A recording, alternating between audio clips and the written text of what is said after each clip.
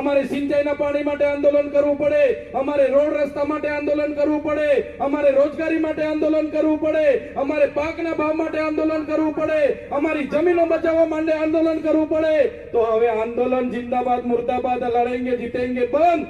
હવે આ સરકાર સામે પાડલિયાવાડી કરવા માટે બધાએ તૈયાર થઈ જવું પડશે.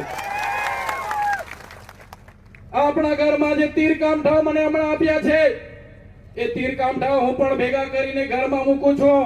મને પાલિયા મળે છે પણ ભેગા કરીને મૂકું છું.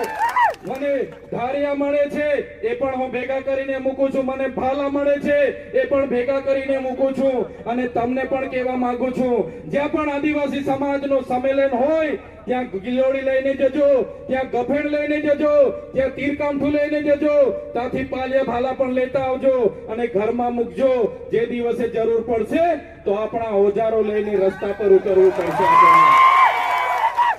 આ સરકારને આ મંચ પરથી કહેવા માંગીએ છીએ, અમારા ઘરમાં મૂકેલી એ ચાહે ગિલોડી હોય, એ ચાહે ગફેણ હોય, એ ચાહે તીરકામઠા હોય, એ ચાહે ભાલા હોય, એ ચાહે પાલિયા હોય, એ ચાહે ધારિયા હોય, એ અમે અમારા ઘરમાં શણગાર માટે નથી મૂક્યા. જે દિવસે અમારા આદિવાસીઓ સાથે હેરાનગતિ થશે એ દિવસે સરકાર સામે ઉતરવા માટે અમે મૂક્યા છે ને લઈને ઉતરી છે.